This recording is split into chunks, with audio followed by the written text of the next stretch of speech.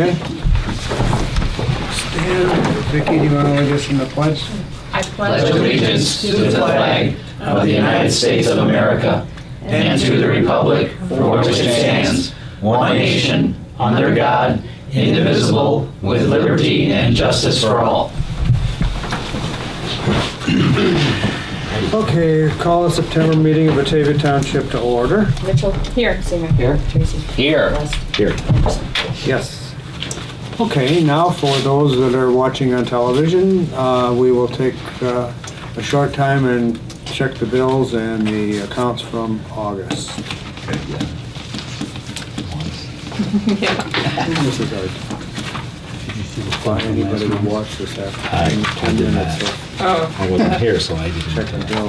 We have to do this You didn't watch it during the online? meeting, or we have to have a special meeting. Okay. Who's reading? Me? Go ahead. Yeah. You have the clearest. And the worst vision. Okay, ready? 4229, 60. Mm-hmm. 4230, 7,500. Yep. 4231, 20,000.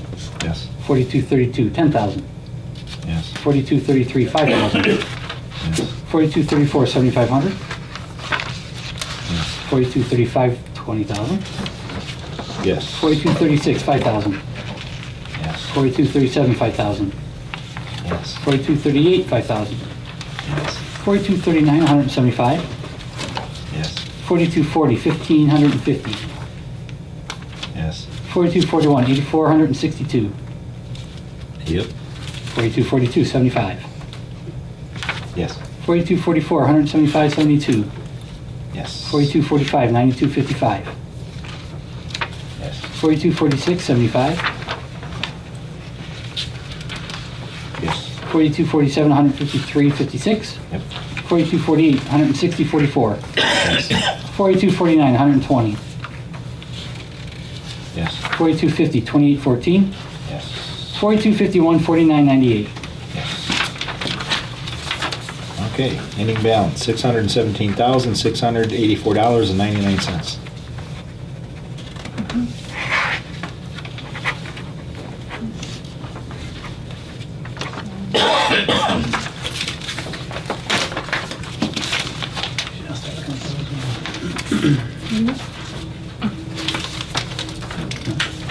Don't use it. Get Oh. intermingled. And then I'm going- Is that the paper clip for this one? Or is that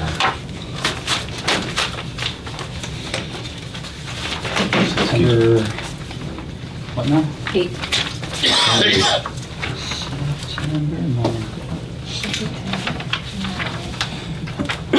one? Ooh, this is a big one. This is a large one, general assistance. Are we ready?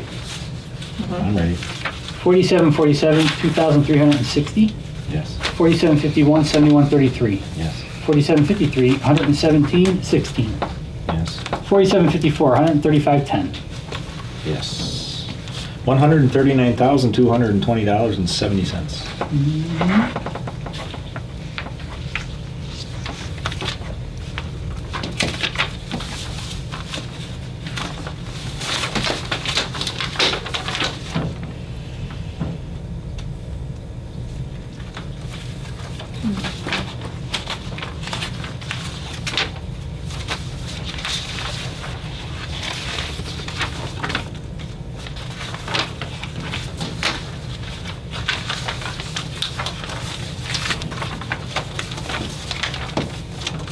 This is supposed to go through. From last month, she said. Yeah, it was already paid, so. It's just a statement. Yeah, Oh, you did find it? yeah.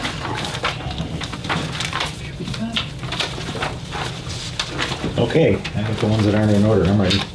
Take over here. And I'll just catch up. I'll do it. 5165, 5153. Yes. I'm just gonna say the last 2 digits, okay? 74, 2651, Yep. 75, 100, Yes. 77, 205, 58, Yes. 78, 162, 93, Yes. 79, 220, 09, Yes. 80, 17, 78, 93, Yes. 81, 798, 79, Yes. 83, 8805, Yes. 84, 32750, Yes. 85, 61414, Yep. 86, 14550, Yes. 87, 1439, Yes. 88, 1025, Yes. 89, 8550, Yes. 90, 17,825, Yes. 91, 5950, Yes. 92, 10396, Yes. 93, 8784, Yes. 94, 764 is 37.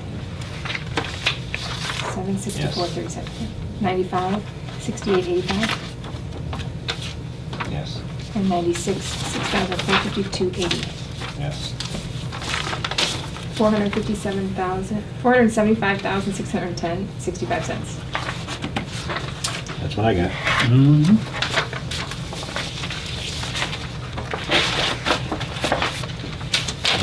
There you go. Oh, I think those can just go with it. JW Turf Incorporated.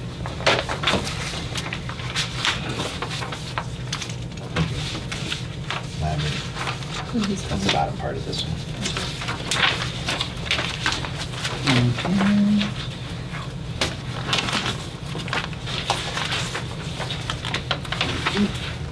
These need to be done. Oh, this is part of that one, huh? Yeah. That was part of the last packet.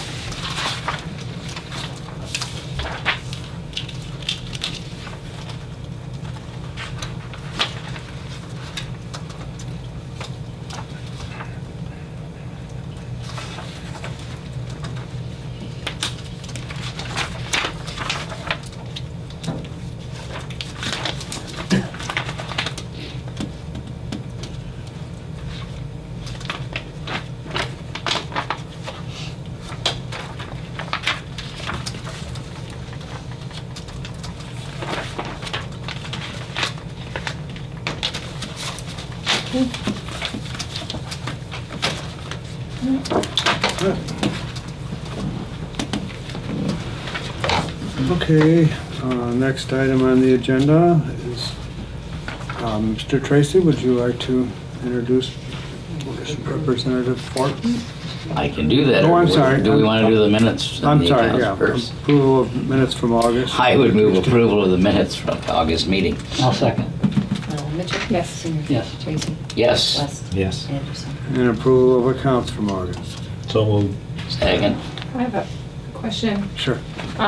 All the donations that we made, who decides how much and who? I don't Um, remember talking about it. Basically Leila and myself, because of the demands and the social service needs that are in the community. We try to keep the if they are funded by Aurora or the Ink Board, we tend to stay away from those. We try and donate to those that are, within our area that help us as a township, because we're so limited by the state with what we can give.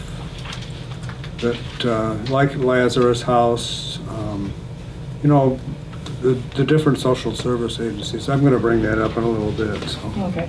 And where in the budget is that? It's right under social service. So 100,000, I would take. Yes. Yep.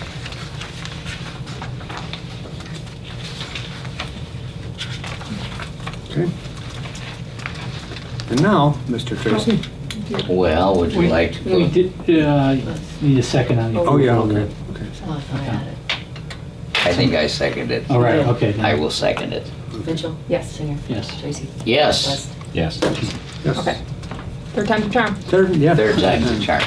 Yeah, it gives me a lot of pleasure to introduce Representative Mike Fortner, who has represented this district, in a number of forms, most of Batavia Township, for I think, are you now in your sixth term? Fifth term, okay. And I'm looking at those of us who were at the 2014 Township Officials Illinois Conference, recognized Representative Fortner at that time, but TOI awarded to Representative Fortner the Outstanding Legislator and Good Friend Award for 2014. So we welcome him to our meeting as well. Well, thank you, Lee, and it's a great pleasure to be here. I know we originally had hoped that I could get here back in 2014 at the time of the award and the meeting. Unfortunately, schedules got bollocksed up, and happy to be here this year and still able to come and join your meeting. A little background about myself, because I don't know everyone knows kind of all of my history, but back in the early 2000s, before I became a legislator, I served as the mayor of West Chicago. And one of the things I did is I enjoyed a wonderful relationship with the two townships, Winfield and Wayne over in DuPage, that overlap with the city of West Chicago, because there are a lot of opportunities I found for shared work and resources that really made the whole area better. And so I got to know that pretty well. Even ended up serving a number of years as the parliamentarian for the annual town meeting. So I had a good dose of that. So my background with townships went back a way, even though I never served as a township official. And as a member of the legislature, recognizing the value that townships bring to maintaining the whole area of the community, I've done a number of pieces of legislation over my various years up through 2011. I represented just the east side of Batavia Township. Now probably something like about 3/4 of the township are in my district since it was redistricted. And a number of those, even a few of them have actually passed, that many of them designed to say, let's give some of the townships some of the same tools, particularly in the suburban areas, that the cities and the villages enjoy, because things like property maintenance and code enforcement, it really affects the whole area. If people are looking to buy a house, if businesses are looking to move in, they don't know where the lines are between the incorporated municipalities and the unincorporated townships. And so giving every entity those same sets of tools, I think, has the benefit of really helping bring a whole area up. So that's one of the things that I've done a lot of work on over my terms in the legislature, and hopefully that might be part of what attracted TOI, the Township Official of Illinois' notice in getting the award. And I'm happy to be a friend of townships because, frankly, townships probably are really short of friends down in the legislature the last few years. I think it starts because there are areas of the state that don't have township government. The entire city of Chicago has no township government. So legislators from Chicago, they don't see how that fits in. townships in Cook County have a lot of functions that operate very differently than townships elsewhere in the state, particularly the way the assessor's offices work, very different. So again, not the same kind of experience that the folks here in Batavia Township would have. And there are even a handful of counties in deep downstate that, the counties don't have township government. Everything's run directly by the county. So there have been a lot of people just asking, why townships? Well, there are certain services that really need to be filled. Someone has to be in charge of the unincorporated roads, and you want to dump all of that onto the county. That's a lot of expansion of what they would have to do to cover that.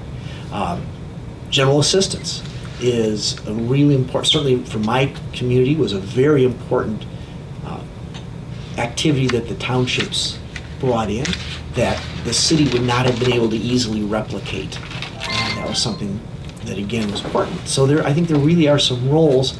It's just hard to communicate those things that the township does for a lot of people. But as I say, there are a lot of people who don't get it down in the legislature. There are a lot of people who, particularly now that the recognition that, we really have so many units of government. We have more units of government than any state. We have more units of government than most 2 or 3 states combined, including some of the biggest states in the country. And so there's this real concern about how we got here and what do we do about it. And I think townships have kind of found themselves under the gun in many cases that way. So What should happen when a city incorporates so much that there's not much need for a township? well, that's an interesting question, and I've actually done some research in that, and there are states that have actually very specific laws in place to handle that.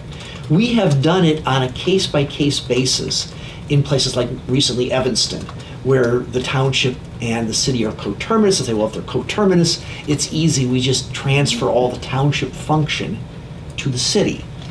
But that's often not the case where you get it most, if not all.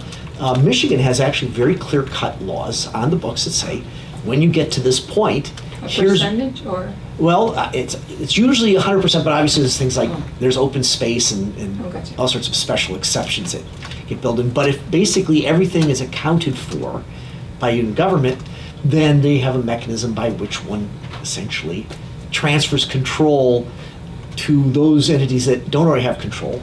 I think one of the things that states that I've looked at have that we don't have in Illinois is they often have tiers within cities. And villages are just inherently small things in these other states, whereas here, villages can be every bit as big, if not larger, than cities. And we have villages like Schaumburg and Arlington Heights. These are very large communities. But the name, so you go to most other states when I go to conferences, they have no idea what village versus city means in Illinois, because it's very unique here. But what a lot of other states, they'll talk about class 1, class 2, class 3 cities, and they have a way of sort of transferring controls, particularly if it's a township state, from townships to those cities, so they have a natural mechanism. In Illinois, we don't have that. So it really is just like, well, what do? We've got these townships, and obviously, as you bring up the urban townships, suburban townships, the ones that are 90% developed, what does one do with the rest? In fact, one piece of legislation that I was the lead sponsor in this year in the House was really an initiative of Cook County, where they had found they had certain little pockets of 1 and 2 houses, in this case, surrounded by forest preserve. And therefore, by law, a city could not annex, because you can't, in many cases, annex across a forest preserve. You need a direct connection. So here are these properties, less than an acre, and whether it was a township, the county, whoever wanted to provide service, it was expensive because there was just no easy way to do it. So we created this exception that for parcels of less than 1 acre, municipalities can leap across a forest preserve as long as there's the consent of the property owner. And just trying to deal with some of those inefficiencies that occur in areas where you've had a lot of development and not necessarily all on an organized basis, since a lot of times municipalities just kind of, we'll grow the way we can grow, and then you get to the last little bits here and there to figure out how it's going. Interesting. Obviously, the big news from the state this year is the ongoing impasse over the budget and appropriations. If things work properly, the legislature gets a budget address from the governor in February, March, somewhere in the early part of the year. And by the end of May, the legislature has passed a series of appropriations that don't exceed the available revenue. I say that carefully because though we always talk about the legislature passing a budget, it's actually not what we do. If you read the Constitution, what we do is we pass appropriations with the guideline that the Constitution says may not exceed the available revenue estimates of that time. So it's a little bit different than the governor can introduce a budget. He can propose things in the budget that may not be law yet because it becomes incumbent then on the legislature to pass it. Well, we didn't do that this year. May came, a spending set of appropriation bills were passed. They were admittedly between $3 and $4 billion out of balance compared to the available revenue.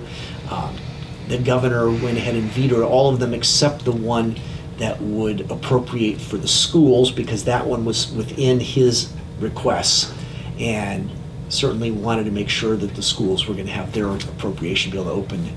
There's a big payment to the schools in August, so he wanted to make sure that was done. But subsequently, there have been a series of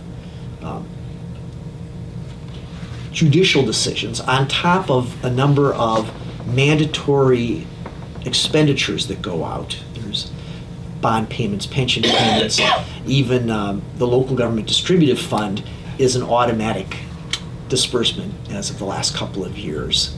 All this stuff automatically gets paid, and for many other services where there had been litigation in the past, various state or federal judges, depending on the particular decision, said, well, you need to pay this, and you need to pay this. Because the comptroller can't pay anything unless there's a statute in place, which can either be for that year's appropriation or a continuing appropriation, like payments to bondholders, or unless there's a judicial order saying you can pay, at which point then the comptroller can go ahead and write checks. Otherwise, the comptroller says, I have no constitutional authority to do that. So what we're left with is a point where about 90% of the functions of the state have been appropriated. But because many of them have been appropriated by the judiciary on levels that aren't necessarily sustainable with this revenue, we're actually at the point where all those appropriations actually meet and slightly exceed the current revenue coming in. So that puts the other 10% in a terrible bind, because to get to that other 10%, one would have to say, well, where's the revenue from to pay for that? Otherwise, we're going to see ourselves in the kind of cash flow situation where in a matter of months, the reserves are out and there's just no way for the comptroller to make the payments that are already directed by law. So this is the problem right now. There are areas, some in the social services. Almost all of higher education is still unappropriated. So universities, community colleges have opened their doors. They have tuition, property taxes in the case of community colleges. So they have other revenue. They can open the doors, but they haven't seen any state money at this point because all that is still sitting on the table. And that's about $2 billion typical annual expenditure. And then social services, probably another $2 billion or so expenditures that haven't been appropriated. So, and one of the things I would note is that as far as the expenditure side, I don't think the governor's introduced budget and the budget passed by the majorities in the House and Senate were that far apart. There may be about $1 billion apart, so not way far apart, certainly closable. The problem has been on the what do you do to provide for the extra revenue and what structural reforms do you put in place so that hopefully you don't get back to that situation again. That's where the fight really lies from what I've observed all summer. So we've been going down pretty much every week in the summer, many times not really doing much productive at all. Listen to important testimony, comes into us, but there's nothing for us to vote on that's going to move things forward. So that's been really the box we've constructed for ourselves this summer, and it's going to continue for some time as Governor Rauner and Speaker Madigan have both kind of set their positions, and we're waiting to see when there's a resolution of that. So that's kind of the big news there. Locally, I know we've got some people here interested in what's been going on. My office, besides my role to go and vote in the legislature, my office tries to act as an ombudsman to various state agencies and try to help sort out where things are in the very large bureaucracy of the state of Illinois. And I know there's been some questions and concerns about the really unkempt corner at Shagbark and Illinois 25. And I did come in and do some kind of mowing. I don't know, certainly wasn't a close cut that I would mow my lawn, but I know they brought equipment in. And the latest, as of this week, I'm told they have scheduled a speed study. It should take place in the next few weeks. They don't have a date certain yet as to when that will be, but it is on their schedule in the next few weeks to go out there and make a speed study of that stretch of Illinois 25. So we'll certainly, they've promised to keep us posted as to when that date takes place and when they get the results of that study. And I'd be more than happy to share that and keep anyone interested in the township with where that goes once we get that information. Yeah, I've got very little communication from IDOT from Schaumburg. And the county that takes care of this area, supposedly they just don't have any money to do it. And it's unfortunate because the residents down by Shagbark, we expected something to be done, and we were kind of given that indication that, and basically they cut a few weeds, but they didn't take care of the brush area, the overhanging trees that are really giving them problems down there. And the same with Banbury intersection. That's not any better, really. Sure. If I may, it's definitely Sure, go ahead, here. it is a very big concern. It's dangerous, flat out. I am concerned because I'm a mother of two toddlers. Our streets are being abundantly filled with young children right now. There's a beautiful park that they just entered or put in as well. But it's also a pass-through, the bike trails right there. We've got a lot of people coming through our neighborhood.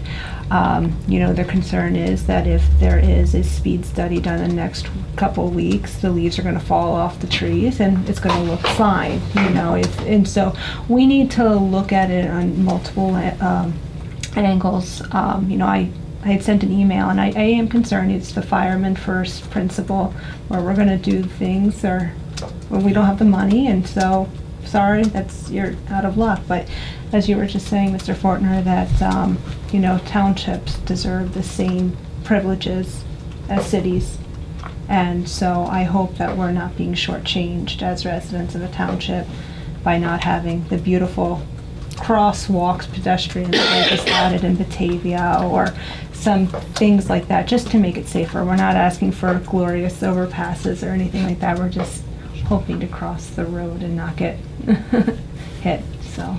And if I can just add, I think certainly, I don't claim to be a traffic engineer and an expert in that, but just from my eye driving that stretch, the sight lines are not good. They really aren't. And that's why I'm anxiously waiting. I want to see what the real traffic engineers see when they do an analysis of that stretch. Because the IDOT basically binds themselves to a set of rules and regulations as to where they will make their improvements.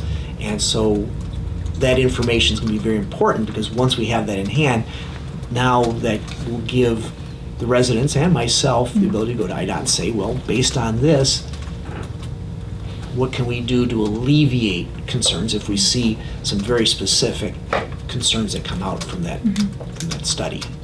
I have to thank you and everyone in this room, because I definitely couldn't maneuver this without the support of everyone here. I wouldn't know who to contact, and I was originally told to go to the township by the state, because without a recommendation from the township, they said they wouldn't even do any action. So thank you everyone here for everything they've been doing. Well, I personally, I think that you can say all you want about engineering or whatever. What we initially asked for is a remedy to the situation that existed, and we really didn't get anything.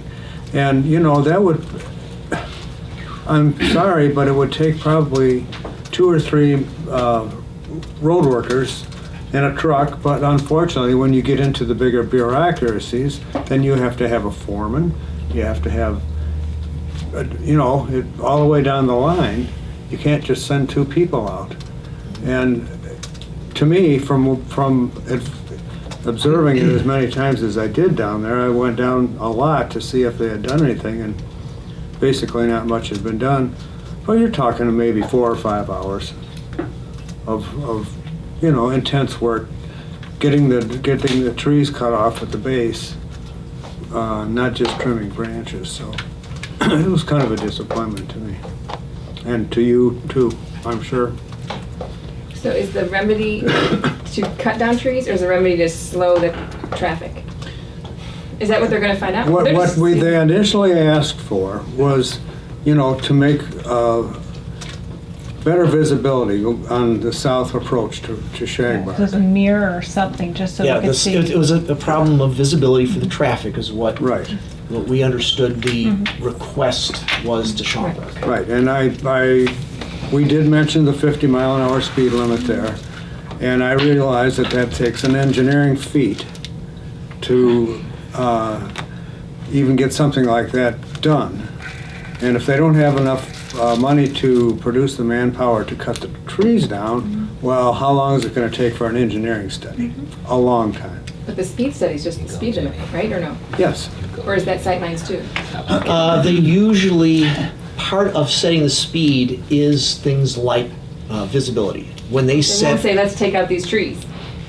that could be the recommendation, because there's a long list of factors, number of road cuts, number of driveways, things like bike trail crossings, and things like vegetation blocking view. There's a number of different factors that they are required to assess in determining a speed study. That's one reason why they do a speed study, because it does incorporate looking at those factors, because all those factors would have to be used in order to determine what is the appropriate speed limit for that stretch of highway. Because it doesn't matter, I mean, between you and me, it doesn't matter if they lower the speed limit, that isn't gonna stop everybody from speeding, right? And so, you know, That's I what mean, I'm saying, the that- solution sure. is not, Is to I trim mean, the that's trees. part of the and- solution, would you agree? I mean, Yeah, we need to be realistic about the situation. If we drop it down to 25, is anyone actually going to be going 25? That's not the solution. We need to make it reasonable. The mirror you suggested, is that for the foot traffic crossing 25? It would help even if we're Even with driving out with cars, yeah. 'cause But the you- mirror is for those that are about to enter 25. Correct. Gotcha. I'm sure. Yeah, the south side's really bad. I mean, north is a little bit better, but it's still, But that's a private individual that takes care of the trimming and everything all the way down to the street there, down to Route 25. And once you get past that, yeah, it's not great. But, So the blind spot, the concern of the blind spot, is that for the drivers or those, again, entering onto 25 off of Shagbark? The blind spot is a problem for whom?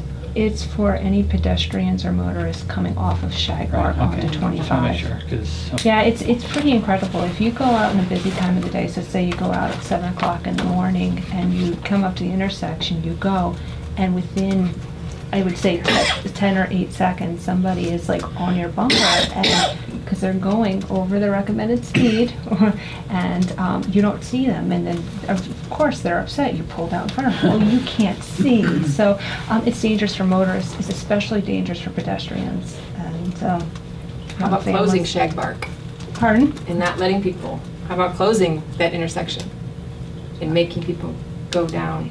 To Banbury? Down, they have to go up Well, I to, mean, up and You then have to go up and around. around, right? but then they're gonna come out off of Banbury, which isn't any better. Okay.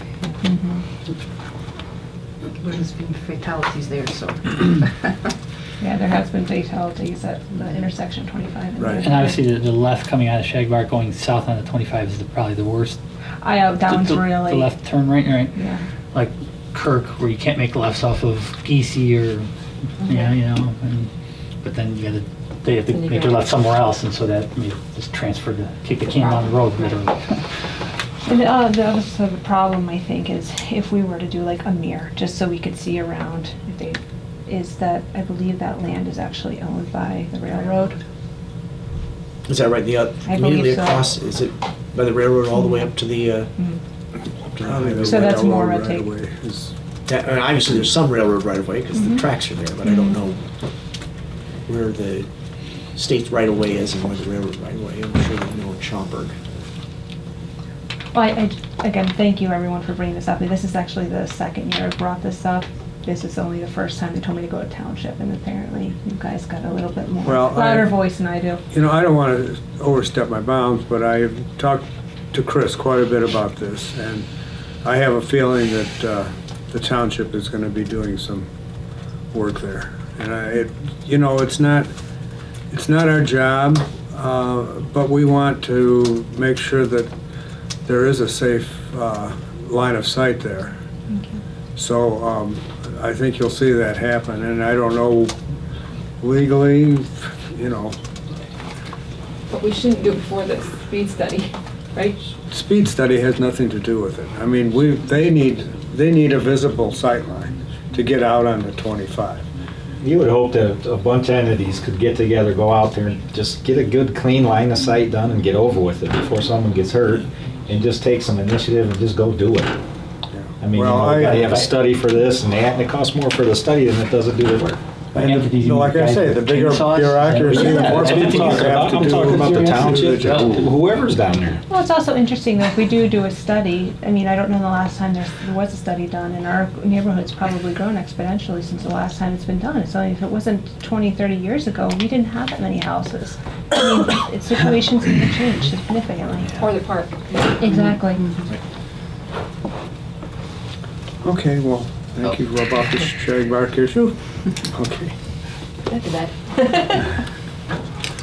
Anybody else have anything for Mr. Fortner? All right, well, Okay, well, thank you for Thank you very coming. much. You can stay. I think I'd like to get a chance to. Might as All right. well. Wrap up quick. Gets exciting from here. Our Assessor and Highway Commissioner, neither are able to be here tonight, and neither had anything to report, so. Now that we've taken care of Shagbark, I did send in all the registrations, everything for the TOI convention in November. So hopefully that's, that's all taken care of now. 708 board appointment, we had, I'll just read. With the able assistance of Howard Katz, we've recruited a Batavia Township resident to fill our opening on 708 board. Michael Lowry, 10,001 Pinehurst Drive, North Aurora, is a retired mental health professional and North Aurora Village trustee. I think he would make a fine addition to the board. We would ask you to appoint him to a 4-year term expiring on June 30th, 2019 at your earliest convenience. And best regards, Jerry Murphy. So I will... I would like to move that we appoint Michael. Michael Lowry as the Batavia 708 board. I'll second it. Okay. Mitchell? Yes. Singer? Yes. Tracy? Yes. Wes? Yes. Anderson? Yes, thank you. We met with John Singer, our website person, and we pretty much have agreed to go ahead with some website updates because we have not done anything with our website since its inception, which is, I don't know, 6-7 years. So it looks like that's going to move forward. What did you have? Do you have questions on the social service agencies or? Oh, I'm sorry, I didn't see that on there. No, I just wanted to make sure that it was in our budget. And did we add to that from our mosquito thing? Is that where mosquito? No, this No. is I mean, we haven't done anything with mosquito money. Okay. I don't know that we necessarily plan to specifically. But the social service agencies, we eliminated quite a few years ago because of the loss of revenue sharing. And also because we're in a tax cap county. So we've gradually built our funds up over a period of time so that we could put the social service agencies back into our program. And the reason is, for one thing, as the township exists, we don't have any senior citizens programs, we don't have any youth programs like Aurora or Elgin would have, because we don't see the need for them without duplicating services. Because the Park District's got senior programs. We have 3 senior housing complexes here that provide their own programs. So rather than do those programs, we decided quite a few years ago to start expanding our social service programs. And it's based on need, and it's based on, especially now, lack of state aid. They've cut way back on their social service spendings, so. I guess for me, I would like some discussion on how much money people get and what the need is. Maybe they should come in and talk about their need. And they have, And, basically. I mean, They just every haven't been year. here at a meeting, no. oh, but I mean, I think the board should have some input on that. That's fine. But basically, what my contention is that we see this on a daily basis, what the needs are. And of course, I mean, we take that into We don't, consideration. and you guys, I mean, sometimes you're lucky to pick up your mail in a month. So, I mean, if you want us to get you involved, that's fine. But you have to be willing to do it. Sure. And just, making sure that the agencies are servicing the township residents. Exactly. With our And money, I have- our money is going to the I have probably 10 or 12 letters right up there. In fact, they have to send us a letter stating that this money will be used serving residents of Batavia Township. And I have all those letters if you want to see them. So, and many grateful letters too. I mean, people that are really in need, and like St. Vincent de Paul, it's one of our most important agencies because we have to deny about 75% of the applicants that come in here for general assistance, simply because they're married, or they have children, or whatever. That's where St. Vincent de Paul and the Salvation Army pick up the slack for what we can't give. And it might mean somebody not losing an apartment, or whatever the case may be, The food pantry certainly serves all of Batavia Township residents. So it's not like we're just indiscriminately giving money away. Right. I think it's a good avenue to discuss it so people can see it on TV, what's available and how we're using their taxpayer money as well. And that's fine. You can be as involved as you want to be. We welcome that. Yeah, it might be a good idea to have some of these agencies, perhaps individually come in and report at a township meeting. And we can do that. I just want to, I'm looking at the budget and appropriation ordinance that this group passed and approved $100,000 in the township fund for social services agency. And we just added suicide prevention, which we heavily funded to begin with. In fact, we provided the money for them to be able to buy Stone Manor. So, but then we had to cut them off completely. So we've just put them back on at a $5,000 level. Good work. Any other questions? Anybody from the public? Howard? Yes, the Batavia Community 708 Mental Health Board will be meeting October 8th, 1 month from today, here at the Batavia Township offices at 7:30 or 7 o'clock, Lee? I can't remember the time. Probably 7. Okay. We'll have it posted on the door, of course.